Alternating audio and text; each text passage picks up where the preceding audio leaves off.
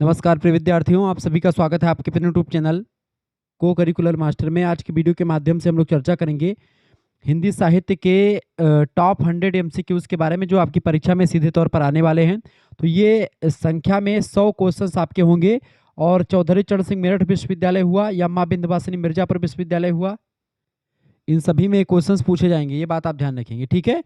तो इसके अलावा जो आपके माइनर पेपर होते हैं, सिद्धार्थ यूनिवर्सिटी का माइनर पेपर या राम मनोहर लोहिया का माइनर पेपर, उन सभी के लिए, वीर बहादुर सिंह पूर्वांचल का माइनर पेपर, उन सभी के लिए इंपॉर्टेंट है। और ये आपका है भैया, कल पेपर है आपका, उसी के लिए मैं लेक्चर दे रहा हूँ। क्योंकि बहुत सारे बच्चों का लगातार कमेंट्स आ रहा था, तो मैंने कहा चलो दे ही देता हूँ। क्योंकि ये क्लास आने वाली नहीं थी, क्योंकि मुझे पता ही नहीं था कि कल पेपर है।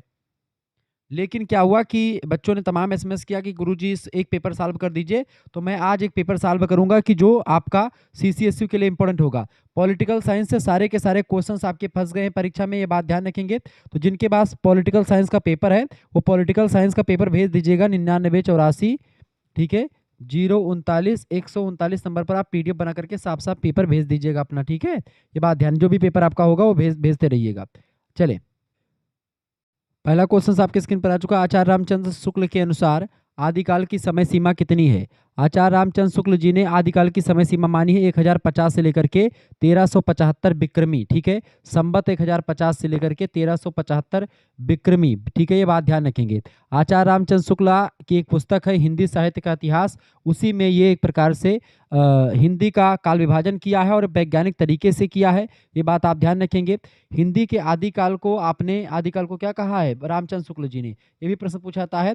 तो आदिकाल को वीर गाथा काल भी किसने कहा है? आचार्य रामचंद्र शुक्ला जी ने कहा है, ये बात आप ध्यान रखेंगे, ठीक है। और आप देखेंगे कि राजा मुंज और भोज के समय से लेकर के हमीर देव तक के समय का वर्णन जो है आपको आदिकाल तक मिल जाता है, ये बात आप ध्यान रखेंगे। दूसरा क्वेश्चन आपका आ चुका है, भाषा काव्य संग्रह के लेखक कौन हैं?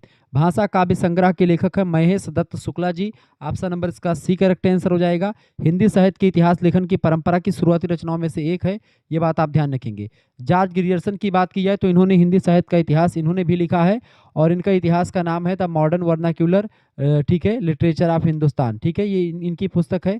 इसके अलावा एक इंदो हिंदुस्तानी करके रचना है, फ्रेंच भाषा में लिखी गई, गारसतासी की, ठीक है। तो वो पुस्तक किसकी है? वो पुस्तक है गारसतासी, पहले फ्रेंच जो है फ्रेंच भाषा के लेखक हैं, जिन्होंने हिंदी साहित्य का इतिहास लिखा। हिंदी साहित्य का पहला इतिहास किसने लिखा है? तो उन्होंने लिखा गारसतासी ने, ये बात ध्यान रखेंगे।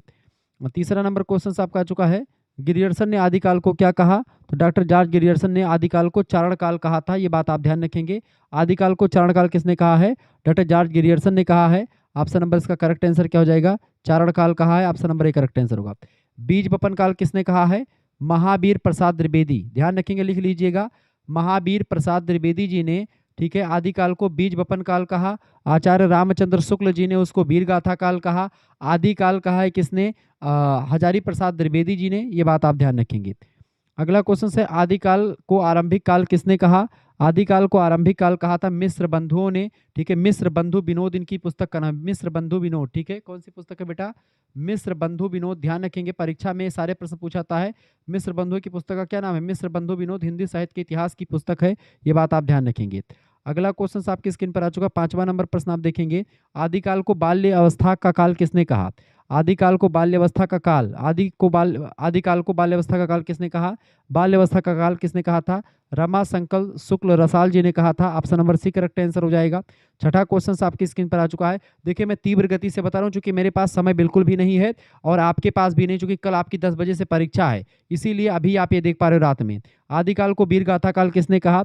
आदिकाल को वीर गाथा काल किसने कहा था? सॉरी, बाल्यावस्था, आदिकाल को बाल्यावस्था का काल किसने कहा था बेटा? तो बाल्यावस्था का काल किसने कहा था? रमाशंकर शुक्ल रसाल ने कहा था। आदिकाल को वीर गाथा काल आचार्य रामचंद्र शुक्ल जी ने कहा था। आदिकाल हजारी प्रसाद द्विवेदी। बीज बपन काल महावीर प्रसाद द्विवेदी, ठीक है। आरंभिक काल की बात की तो मिस्र बंधुओं ने कहा। ये सब चीजें थोड़ा सा ध्यान रखेंगे, परीक्षा के दृष्टिकोण से बहुत ही महत्वपूर्ण है, ठीक है। 7वां क्वेश्चन, राहुल संकीर्त्यायन ने आदिकाल को क्या कहा? राहुल संकीर्त्यायन, महापंडित राहुल संकीर्त्यायन अथातो घुमक्कड़ जिज्ञासा के लेखक, इन्होंने सिद्ध सामंत काल कहा है आदिकाल को, सिद्ध सामंत काल कहा। ऑप्शन नंबर इसका ए करेक्ट आंसर हो जाएगा। 8वां क्वेश्चन है, आदिकाल के प्रथम कवि, आदिकाल के प्रथम कवि कौन है बेटा, फटाफट से आप बताने का प्रयास करेंगे। आदिकाल के प्रथम कवि हैं सरहपाद, ठीक है, या सरहपा इन्हीं को कहा जाता है, ये बात आप ध्यान रखें। क्लियर, ये बात आप ध्यान। आगे बढ़ते हैं, अगला क्वेश्चन आपके स्क्रीन पर आ चुका है। 9वां नंबर प्रश्न है, बतरस लालच लाल की मुरली धरी लुकाए, बताएं। बतरस लालच लाल की मुरली धरी लुकाए छंद है, ये छंद किसका है, ये बिहारी लाल का छंद है। बिहारी को लेकर के परीक्षा में जो प्रश्न पूछा जाएगा बेटा, गागर में सागर भरने वाले कवि का नाम बताएं। गागर में सागर भरने वाले कवि कौन है, तो गागर में सागर भरने वाले कवि कौन है, बिहारी लाल ही हैं, ये बात ध्यान रखेंगे। बिहारी की एकमात्र रचना कौन सी है, उसका नाम है बिहारी सतसई, ठीक है, सतसई। सतसई में कितने दोहे हैं बेटा, सतसई में 713 दोहे या फिर 719 दोहे, ठीक है, ये आपसे प्रश्न पूछा जाएगा तो आप आसानी से बता पाएंगे, ठीक है। बिहारी जो है किस जो है काल के कवि हैं, तो बिहारी जो है वो रीति सिद्ध परंपरा के कवि हैं। किसके बेटा, रीति सिद्ध परंपरा, ये बात ध्यान रखेंगे, ठीक है। रीति सिद्ध परंपरा के कवि हैं कौन, बिहारी लाल, यानी रीतियों को जानते थे लेकिन रीतियों में बंद करके रचनाएं नहीं लिखते थे। किसके संबंध में कहा गया है, क्या कि सतसैया के दो हरे जो नावक के तीर, देखन माँ छोटे लगे घाव करे गंभीर, तो बिहारी लाल जी के संदर्भ में ही कहा गया है।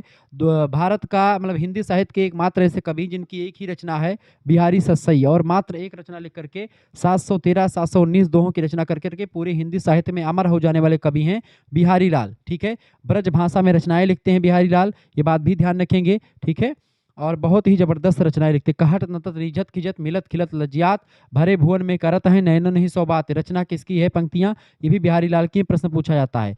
केशवदास से प्रश्न क्या आएगा, कठिन काव्य का प्रेत किसको कहा जाता है बेटा, प्रश्न खूब पूछा जाएगा। कठिन काव्य का प्रेत लिख लीजिएगा, सारे प्रश्न इंपॉर्टेंट। कठिन काव्य का प्रेत किसको कहा जाता है, कठिन काव्य का प्रेत कहा जाता है केशवदास को। मैं इसलिए आपको समझा रहा हूं ताकि आपका सारा क्वेश्चन बन जाए, एक भी प्रश्न आप ना छोड़े। जैसे आपने पॉलिटिकल साइंस का पूरा छाप दिया, ऐसे इसको भी छाप दे, ठीक है।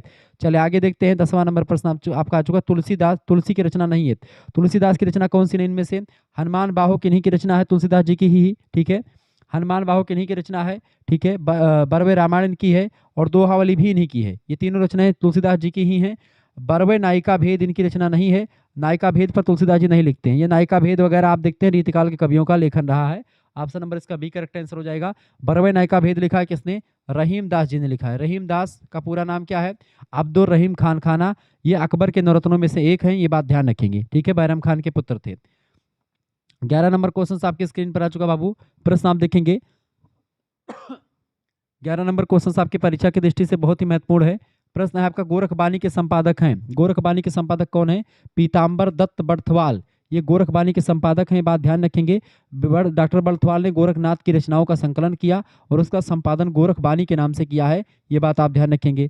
अगला क्वेश्चन से 12 नंबर प्रश्न देखेंगे, गोरखनाथ की रचनाओं में वर्णन है, गोरखनाथ की रचनाओं में किसका वर्णन है बेटा, तो ये चौधरी चरण सिंह मेरठ विश्वविद्यालय के लिए बहुत इंपॉर्टेंट रचना है, ये बात आप ध्यान रखेंगे। गोरखनाथ की रचनाओं में वर्णन किसका है, गोरखनाथ की रचनाओं में किसका वर्णन किया गया बेटा, तो कुंडलनी जागरण और शून्य समाधि का वर्णन है, बिल्कुल है। गुरु महिमा का वर्णन भी है और वैराग्य का वर्णन भी किया गया है। डी ऑप्शन उपयुक्त सभी इसका करेक्ट आंसर हो जाएगा। अगला क्वेश्चन आपका आ चुका 13 नंबर प्रश्न है। प्रश्न क्या आपका आ चुका है भैया, जोय जोय पिंडे स्वय ब्रह्मांडे पंक्ति किसकी है, जोय जोय पिंडे स्वय ब्रह्मांडे, ये हठ योग का मूल सिद्धांत है जो मानता है कि शरीर जो होता है यानी पिंड में, शरीर यानी पिंड में वही ब्रह्मांड में है, ठीक है, ये बात ध्यान, यानी जो शरीर में है वही ब्रह्मांड में है, सारी बातें इसमें बताई गई हैं, ये बात आप ध्यान रखेंगे। आगे बढ़ते हैं, तो इसका करेक्ट आंसर जो तो ये गोरखनाथ की रचना है, मतलब गोरखनाथ की जो है पंक्तियां हैं, Gorakhnath option number correct answer क्या हो जाएगा, Gorakhnath B option right answer हो जाएगा। 14 नंबर क्वेश्चन आप देखते हैं, प्रश्न आपका आ चुका है, गोरखनाथ अपने युग के बड़े नेता थे, कथन किसका है, गोरखनाथ अपने युग के बड़े नेता थे, इस कथन को कहा था किसने, हजारी प्रसाद द्विवेदी जी ने, ऑप्शन नंबर इसका बी करेक्ट आंसर हो जाएगा। अगला क्वेश्चन आपका आ चुका 15 नंबर, हसीबा खेलिबा, हसीबा हसीबा बोलिबा तब कि न चलिबा, ठीक है, तब किन चलिबा धीरे, ये पंक्तियां किसकी हैं, हसीबा खेलिबा, तो ये गोरखनाथ की पंक्तियां हैं, ऑप्शन नंबर इसका बी करेक्ट आंसर हो जाएगा, ये बात आप ध्यान रखेंगे। आगे बढ़ते हैं, अगला क्वेश्चन 16 नंबर क्वेश्चन आपकी स्क्रीन पर आ चुका है।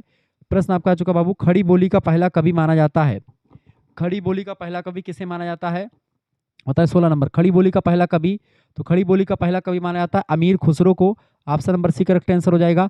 अमीर खुसरो जो है आदिकाल में ही पहेली मुकरियां ये सब खड़ी बोली में ही लिखा करते थे, क्लियर, ये बात आप ध्यान रखेंगे। विद्यापति को मैथिल कोकिल कहा जाता है, ये बात आप ध्यान रखेंगे। सरहपा हिंदी के पहले कवि माने जाते हैं, ये बात ध्यान रखेंगे। जगनिक ने आलखंड नाम की रचना लिखी है, ये प्रश्न आप, आलखंड को क्या बोलते हैं, परमाल लासो बोलते हैं, परमाल लासो, ठीक है, परमाल लासो की रचना किसने की है? जगनिक ने की है। आलखंड भी उसी को कहा जाता है। ठीक है, 17 नंबर क्वेश्चन आप देखेंगे, अमीर खुसरो किस काल के कवि हैं? अमीर खुसरो बेटा आदि काल के कवि हैं। इसका बी ऑप्शन बिल्कुल राइट आंसर हो जाएगा। ठीक है, अगला क्वेश्चन 18 नंबर प्रश्न है, गोरी सोवे सेज पर मुख पर डारे केस, चल खुसरो घर आपने रैन भई चहुदेस। ये एक प्रकार से इसमें गोरी का अर्थ क्या होता है? गोरी का मतलब होता है बेटा क्या? शरीर। गोरी का मतलब है यहाँ पर शरीर से सी ऑप्शन लगा दीजिएगा। आध्यात्मिक अर्थ में आत्मा के लिए भी इसका प्रयोग किया जा सकता है गोरी का। ठीक है, तो शरीर के लिए गोरी सोवे सेज पर, ठीक है, मुख पर डारे केस, चल खुसरो घर आपने रैन भई चहुदेस। ठीक है,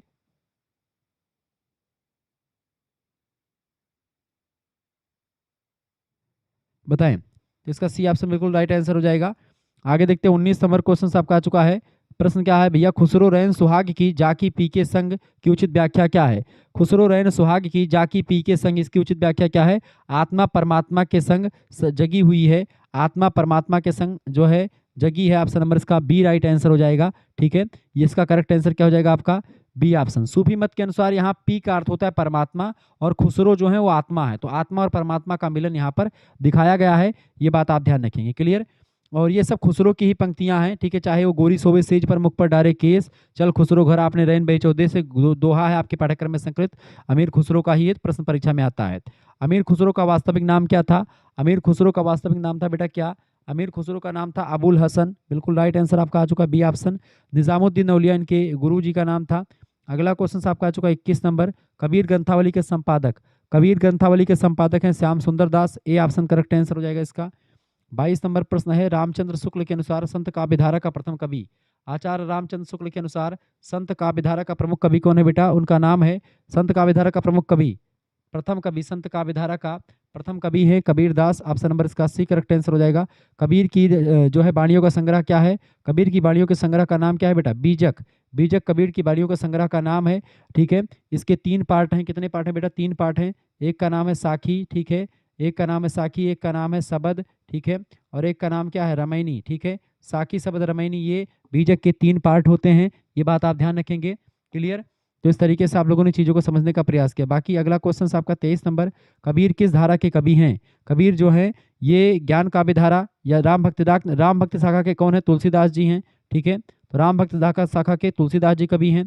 कृष्ण भक्त शाखा के सूरदास जी कवि हैं। ठीक है, सूरदास जी हैं। प्रेम काव्य धारा के जायसी हैं, जायसी मलिक मोहम्मद जायसी। इसके अलावा आपके कुतुबुद्दीन मंझन, शेख निसार, ये सब हैं।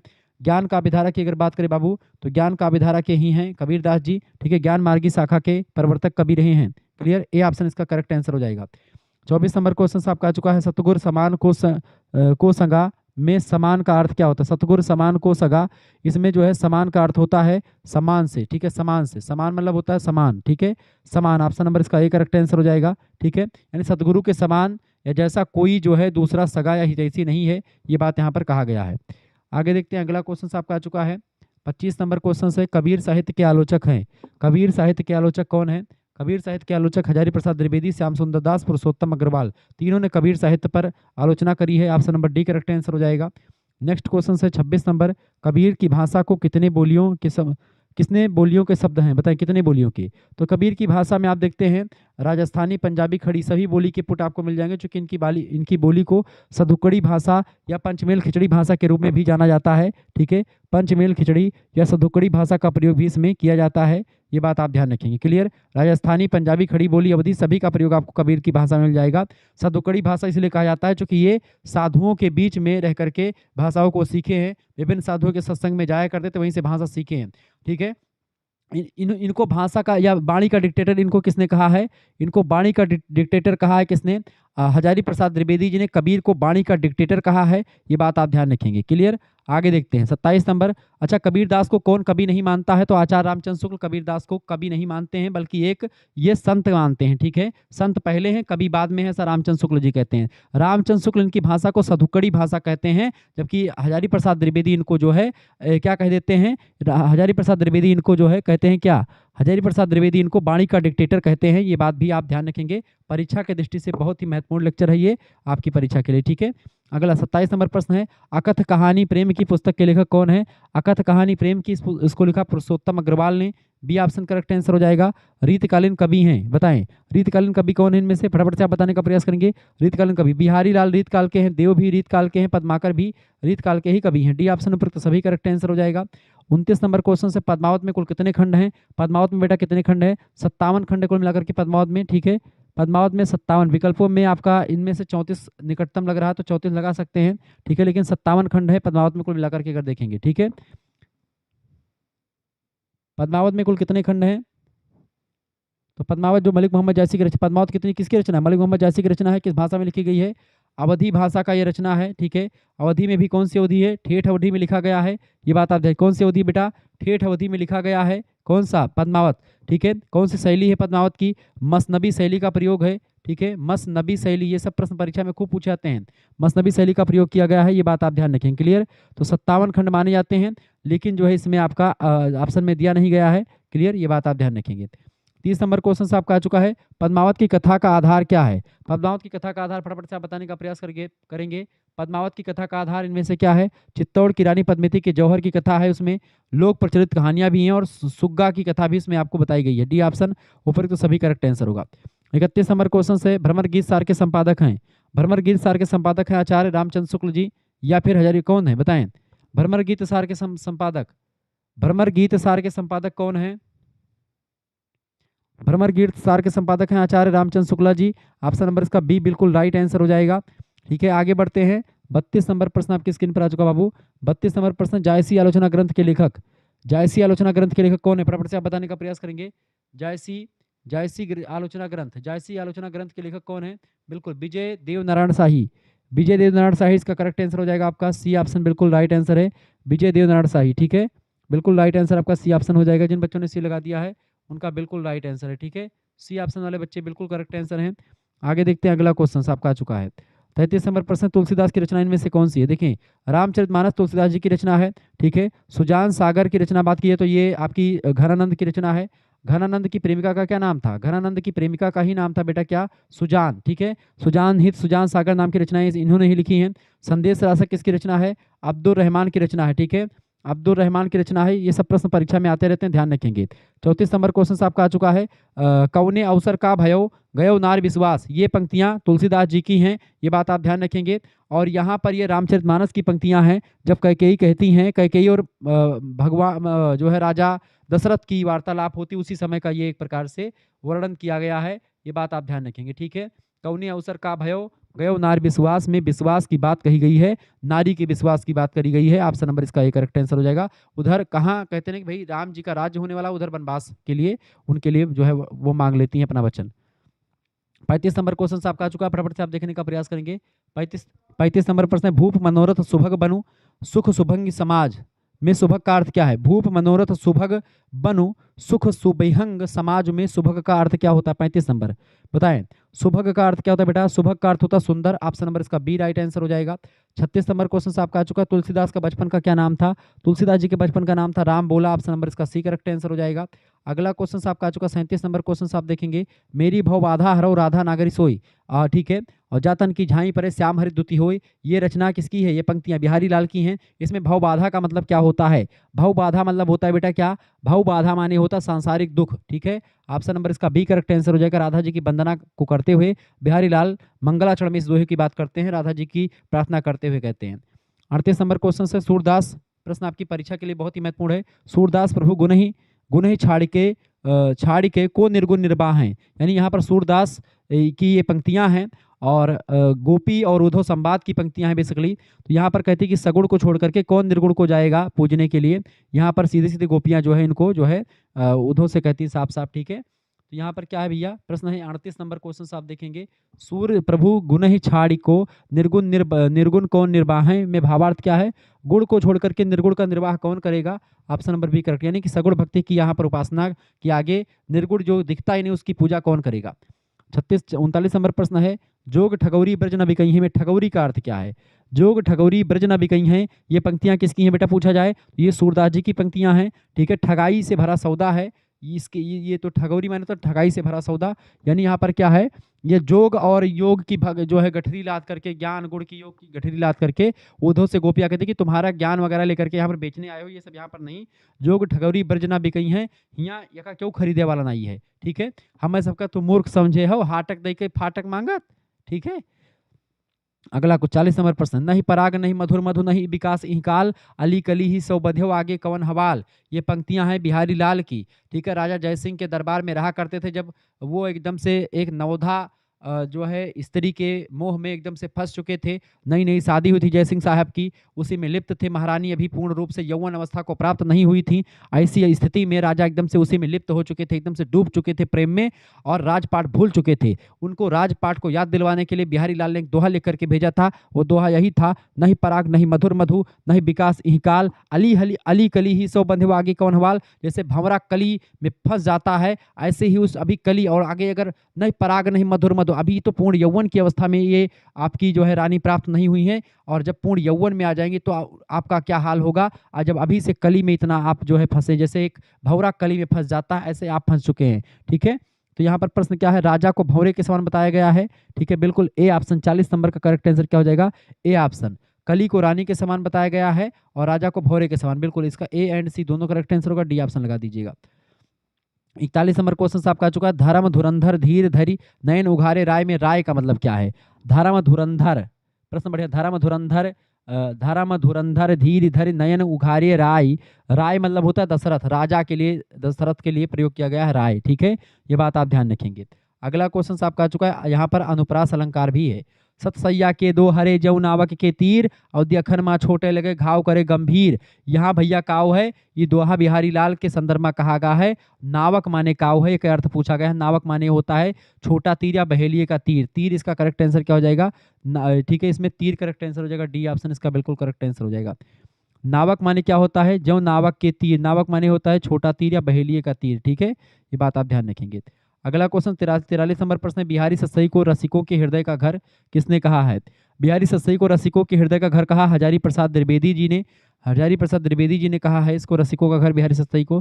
43 नंबर का, ठीक है, यह विकल्प उपरोक्त में से कोई नहीं, क्योंकि यह कथन प्राय शुक्ल जी के विचारों से निकट आपका दिखाई पड़ता है, पर कुछ संदर्भों में हजारी प्रसाद द्विवेदी का उल्लेख आपको मिल जाता है। तो करेक्ट आंसर इसका आपका यहाँ पर डी भी, ए भी लग सकता है, डी भी, यानी क्वेश्चन थोड़ा सा भी जो है डाउट में रखिए। 40 नंबर क्वेश्चन आपके, 44 नंबर प्रश्न आपकी स्क्रीन पर आ चुका, फटाफट से आप देखने का प्रयास करेंगे, ठीक है, फटाफट से आप देखिएगा। 44 नंबर प्रश्न, बहुज्ञता विशेषण का प्रयोग किया, बहुज्ञता विशेषण का प्रयोग किसने किया था, फटाफट से करेक्ट आंसर क्या हो जाएगा, बहुज्ञता विशेषण, तो आचार्य हजारी प्रसाद द्विवेदी जी ही करेक्ट आंसर लगा दीजिएगा, ठीक है, ये बात आप ध्यान रखेंगे। रसिकों के हृदय का घर वाला कथन द्विवेदी जी से ही रिलेटेड है, ठीक है, ध्यान रखेंगे। प्रश्न आपकी स्क्रीन पर क्या पूछा गया है, बहुज्ञता, 44 नंबर, बहुज्ञता विशेषण का प्रयोग किया है किसने, बिहारी के लिए प्रयोग किया जाता है, ऑप्शन नंबर इसका बी करेक्ट आंसर हो जाएगा।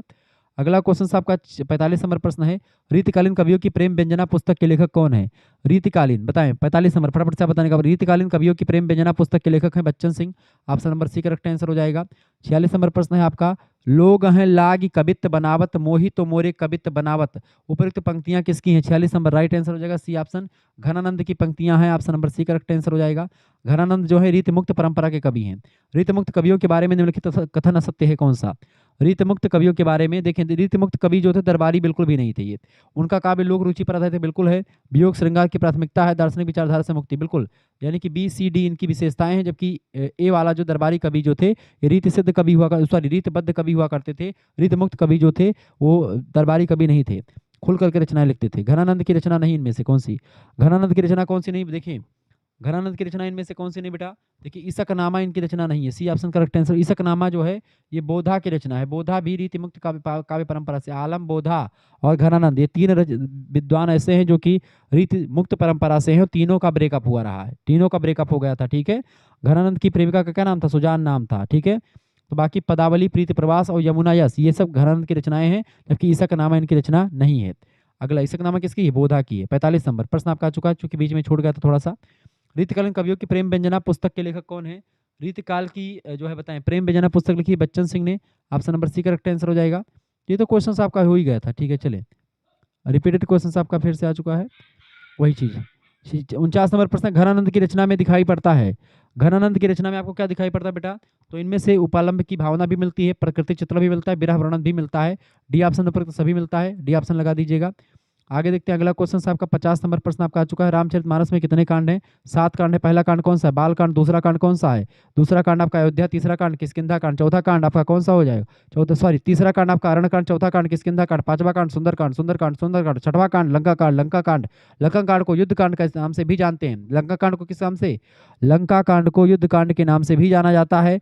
और लास्ट कांड है आपका 7वां कांड, उसका नाम है उत्तर कांड, उसको ज्ञान कांड के नाम से भी जाना जाता है। बात ध्यान रखेंगे। 50 क्वेश्चन से हुए, 50 क्वेश्चन अगला अगला पेपर में दिखाता हूँ। चलिए, अब 50 क्वेश्चंस आपका वो हो ही चुका था। अब 50 अगला क्वेश्चंस आप देख लीजिएगा। ये सब क्वेश्चंस आपके लिए चौधरी चरण सिंह मेरठ विश्वविद्यालय हो, या फिर अगले साल में डीडीयू का पेपर होने वाला हो, सिद्धार्थ का ऑब्जेक्टिव पेपर हो माइनर वाला, ठीक है, या किसी भी यूनिवर्सिटी का, माँ सुहेल देव आजमगढ़ विश्वविद्यालय का पेपर हो, मेजर माइनर कोई भी हो, ठीक है। इसके अलावा आपका बीएससी है माइनर पेपर है, तो उसके लिए भी इंपॉर्टेंट है। और इसके अलावा बिंदवासिनी मिर्जापुर के लिए इंपॉर्टेंट है। सभी विश्वविद्यालय के लिए इंपॉर्टेंट है। ये बात आप ध्यान रखने का प्रयास करेंगे, ठीक है। पहला क्वेश्चन आपका आ चुका। निम्नलिखित में से आज्ञे का काव्य संग्रह कौन सा है?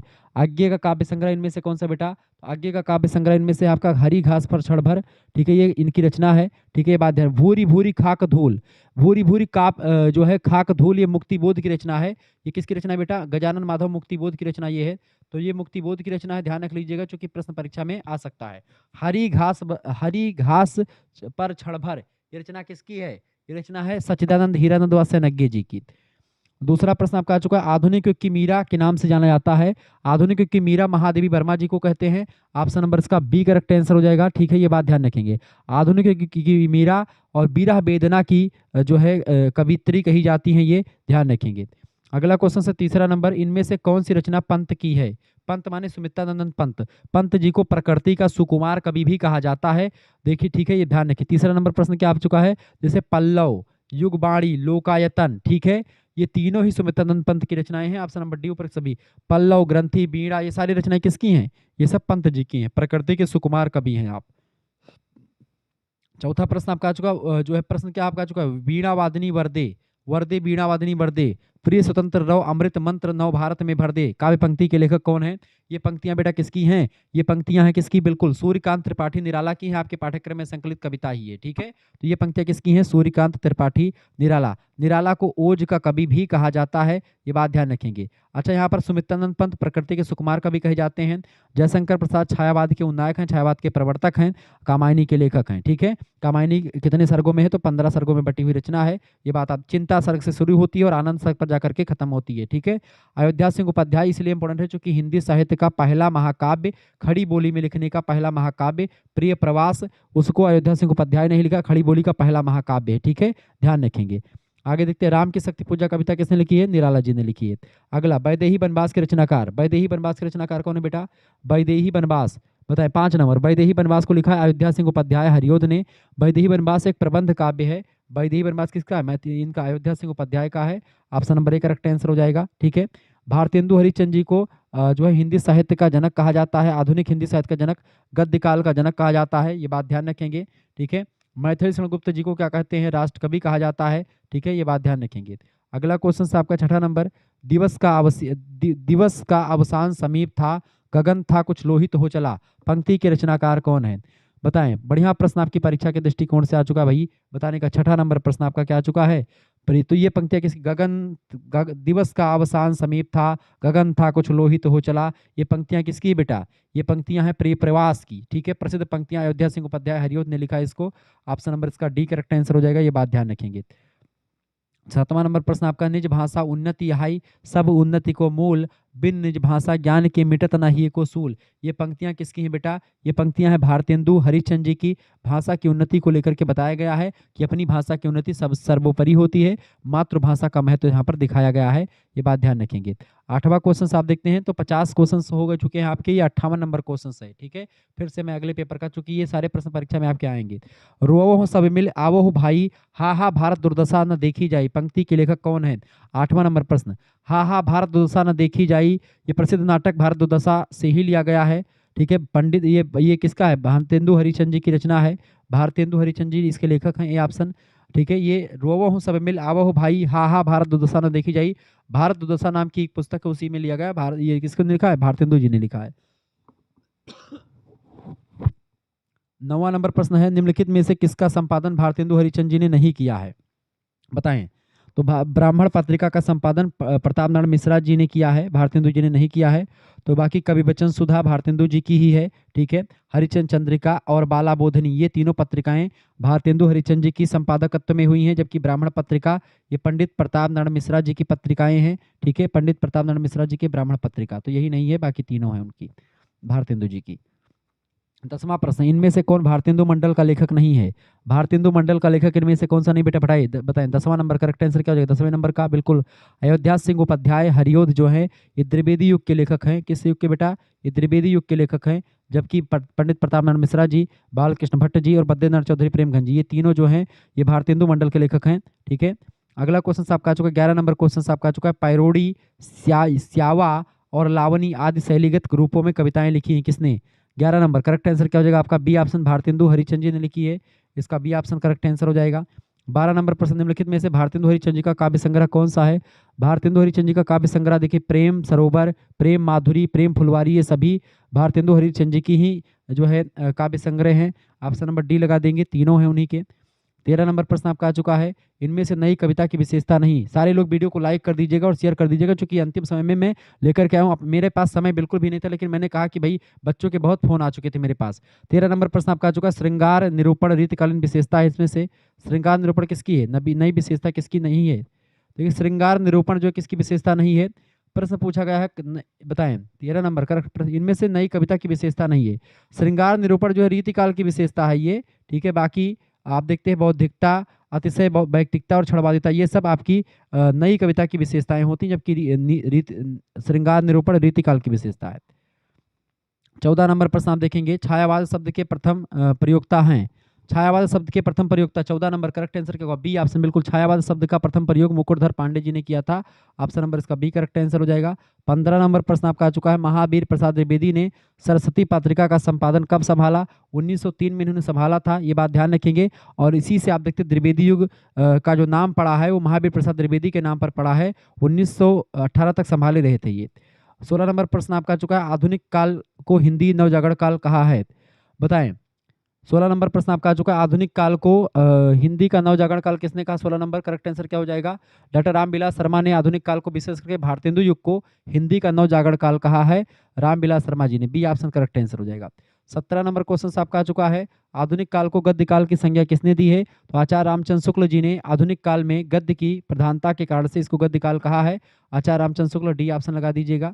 18 नंबर प्रश्न है आपका, छायावादी कविता में नारी यानी स्त्री की छवि किस रूप में दिखाई गई है? तो क्या होता है?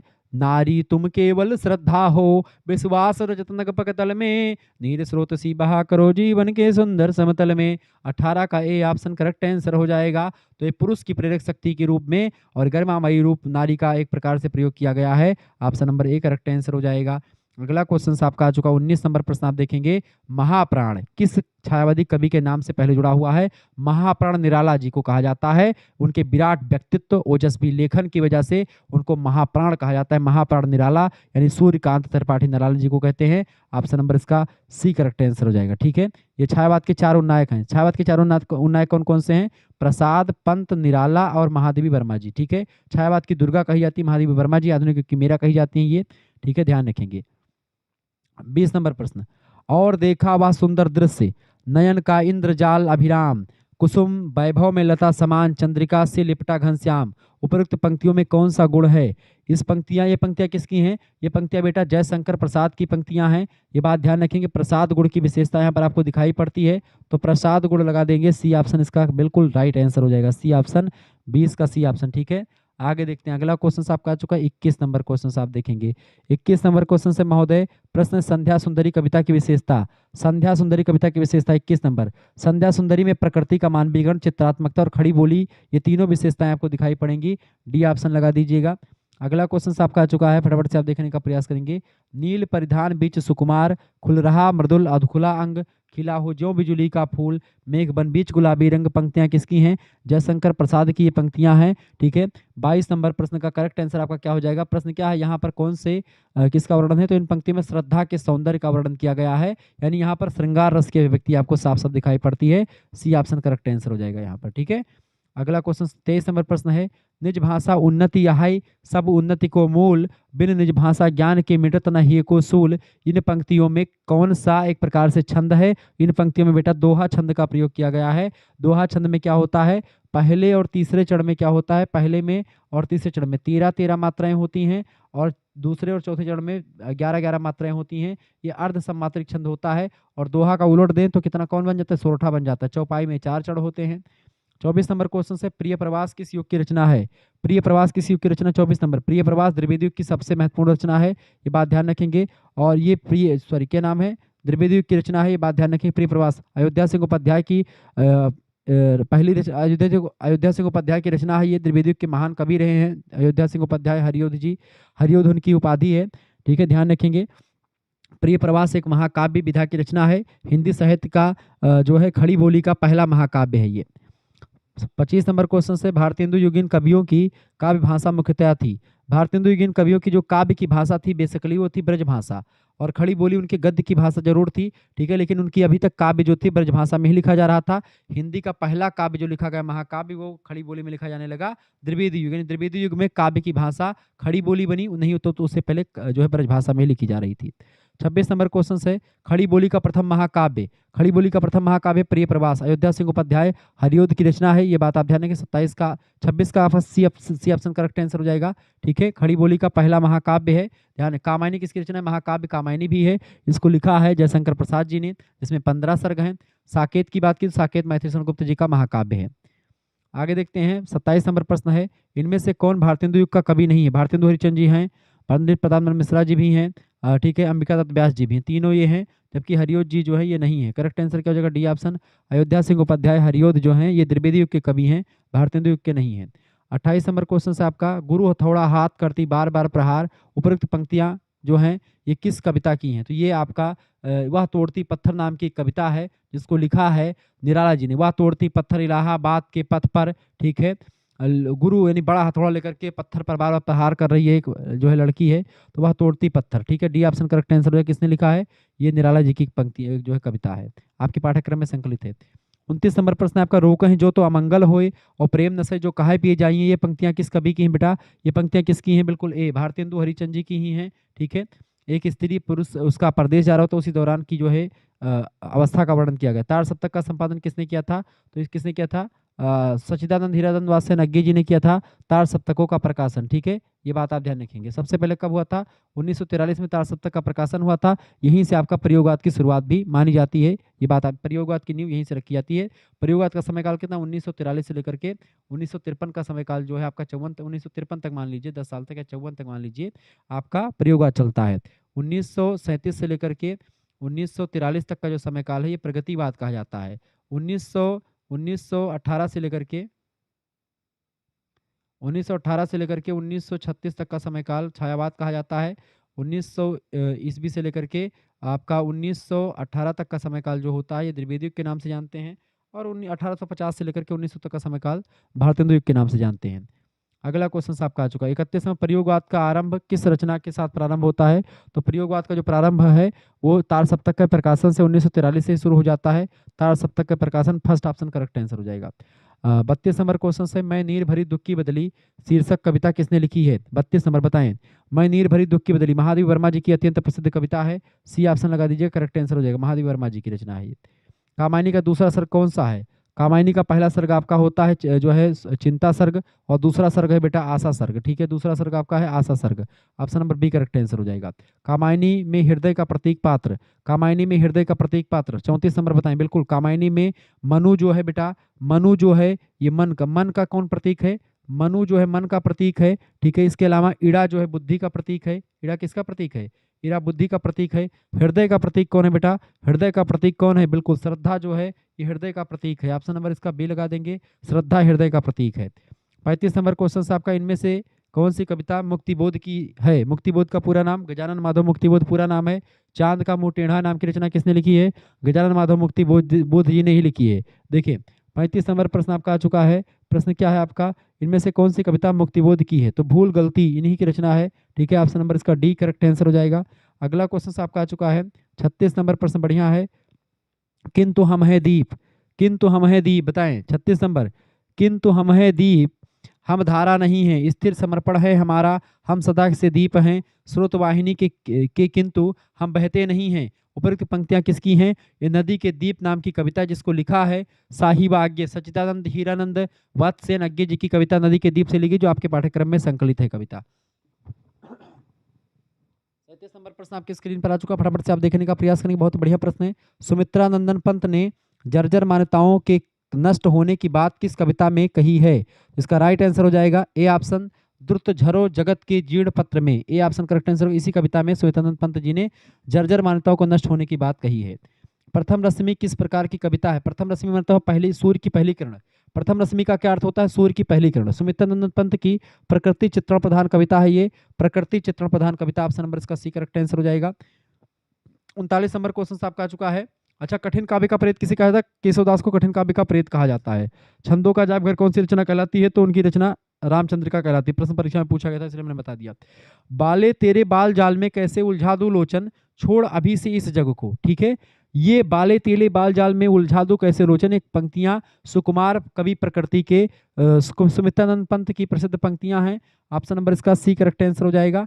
40 नंबर क्वेश्चन आप देखते हैं। सुमित्रानंद पंत के काव्य में निम्न में से कौन सी विशेषता निहित है? 40 नंबर करेक्ट आंसर क्या हो जाएगा? डी ऑप्शन आपका, विषय और शैलीगत गतिशीलता, शिल्प का अधिकाधिक महत्व और चित्रमयी भाषा का प्रयोग। सुमित्रानंद पंत की काव्य में इस तीनों विशेषताएं आपको भरपूर मात्रा में मिलती हैं। डी ऑप्शन इसका राइट आंसर हो जाएगा। 41 नंबर प्रश्न है आपका, महादेवी वर्मा के काव्य में शामिल तत्व है। महादेवी वर्मा जी के काव्य में शामिल तत्व 41 नंबर करेक्ट आंसर हो जाएगा। डी ऑप्शन आपका, जागरण की चेतना, स्वतंत्रता की कामना, दुख की अनुभूति, तीनों शामिल हैं। डी ऑप्शन लगा देंगे। 42 नंबर प्रश्न है, महादेवी वर्मा के काव्य में प्रमुख विशेषता।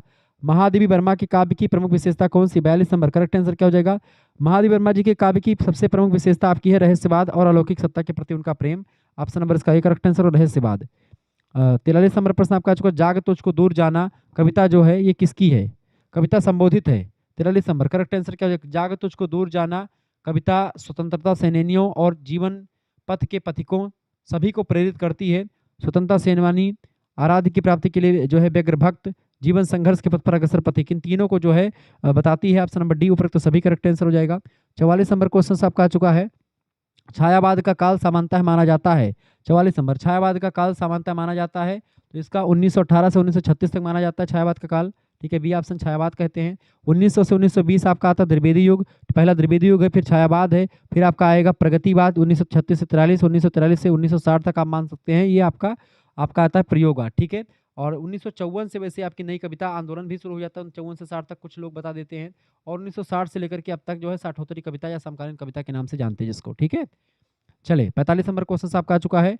निम्न में से कौन सी रचना महाकाव्य है? इनमें से कौन सी रचना महाकाव्य है बेटा? महाकाव्य आपकी कामायनी महाकाव्य है। ऑप्शन नंबर इसका डी करेक्ट आंसर हो जाएगा। किसने लिखा है? जयशंकर प्रसाद की रचना है। ठीक है, बाकी सारे रचनाएं जो है वो ऐसी रचनाएं हैं। बाकी हिंदी साहित्य का एक कालजयी रचना है महाकाव्य जो है कामायनी। 46 नंबर प्रश्न आपका, दूसरा रामचरितमानस भी कहा जाता है। महाकाव्य का लक्षण इनमें से, महाकाव्य का लक्षण क्या होता है बेटा? बिल्कुल 46 का डी ऑप्शन लगा देंगे। सर्गबद्धता, कथानक और रस योजना, तीनों इसमें बड़ी मात्रा में रहती है। डी ऑप्शन राइट आंसर हो जाएगा। 47 नंबर प्रश्न, समस्या पूर्ति किस काल की कविता में प्रचलित थी? समस्या पूर्ति जो है आपको मिलेगा किस युग की कविता में? बिल्कुल राइट आंसर हो जाएगा आपका भारतेंदु युग में समस्या पूर्ति आपको मिलता है। यानी पहले एक समस्या आएगी और समस्या की पूर्ति भी उसी अगली पंक्तियों में आपको दिखेगी। सी ऑप्शन करेक्ट आंसर हो जाएगा। 48 नंबर क्वेश्चन से, निम्न में से किस रचना का प्रकाशन सबसे पहले हुआ? इनमें से देखिए, इनमें सबसे पहले प्रकाशन किसका? प्रिय प्रवास का प्रकाशन कब हुआ है? 1914 में जो है प्रिय प्रवास का प्रकाशन हुआ है। ठीक है, अब परिमल का प्रकाशन कब हुआ? 1930 में। ये जो है किसकी रचना? परिमल। परिमल 1930 में प्रकाशित हुई रचना है किसकी? निराला जी की रचना है। कामायनी का प्रकाशन 1900 किस में हुआ है? 1935 में हुआ है। जयशंकर प्रसाद का महाकाव्य प्रिय प्रवास किसकी है? अयोध्या सिंह उपाध्याय हरिऔध की, और हिंदी का पहला हिंदी काव्य है, तो जाहिर सी बात है 1914, यानी कि ये आपका बी ऑप्शन करेक्ट आंसर होगा। प्रिय प्रवास जो है 1914 में सबसे पहले आया है। क्लियर। चांद का मुंह टेढ़ा रचना किसकी है? चांद का मुंह टेढ़ा है गजानन माधव मुक्तिबोध की रचना है, लंबी कविताओं में से एक है। प्रगतिवादी काव्य की प्रवृत्ति, प्रगतिवादी काव्य की प्रवृत्ति में क्या होता है? शोषितों के प्रति दीनता का चित्रण किया गया है, शोषक वर्ग के प्रति घृणा है, सामाजिक जीवन का यथार्थ चित्रण भी किया गया है। तीनों विशेषताएं प्रकृतिवादी काव्य की हैं। डी ऑप्शन उपयुक्त सभी करेक्ट आंसर हो जाएगा। 50 नंबर क्वेश्चन और आपका 125 नंबर क्वेश्चन, जो कि 50 क्वेश्चन इससे पहले मैंने देखा था और 50 ये, यानी कि 100 क्वेश्चन आपके हो गए।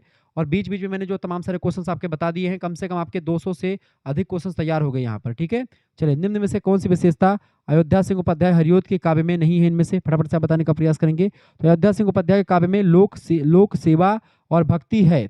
धर्म और ईश्वर के प्रति अनास्था उनकी विशेषता नहीं है। धर्म और ईश्वर के प्रति अनास्था ये आपको यहाँ पर नहीं मिलेगी। ठीक है, नहीं, इनके काव्य की विशेषता ये नहीं। बाकी खड़ी बोली का प्रयोग, लोक सेवा की भावना, वियोग तथा वात्सल्य का वर्णन भी सब किए हैं, लेकिन हरिऔध के काव्य में विशेषता कौन से नहीं मिलेगी? धर्म और ईश्वर के प्रति अनास्था। आस्था रखते हैं वो, अनास्था नहीं रखते हैं। बी ऑप्शन करेक्ट आंसर हो जाएगा। इस तरीके आपने 100 क्वेश्चंस को देख लिया। मिलते हैं फिर नेक्स्ट वीडियो में, तब तक के लिए जय हिंद जय भारत। आप सभी का बहुत बहुत धन्यवाद हमारे साथ जुड़ने के लिए। इसी प्रकार से अपना प्यार दुलार हमेशा बनाए रखेंगे। वीडियो को लाइक कर दीजिएगा और इस नए चैनल को आप सब्सक्राइब कर लीजिएगा। को करिकुलर मास्टर चैनल जो आपका ये है, इस पर आपको ऐसी वीडियोज़ मिलती रहती हैं, तो आप इस चैनल को आप जरूर सब्सक्राइब कर लीजिएगा, क्योंकि दुनिया के क्या लगभग में अधिकतर विश्वविद्यालय के पेपर इस पर सॉल्व करवा दिए थे, और साथ ही साथ में आपको बहुत ही इंपॉर्टेंट लेक्चर मिलता रहता है। ठीक है, बाकी आप चैनल को सब्सक्राइब कर देंगे। धन्यवाद।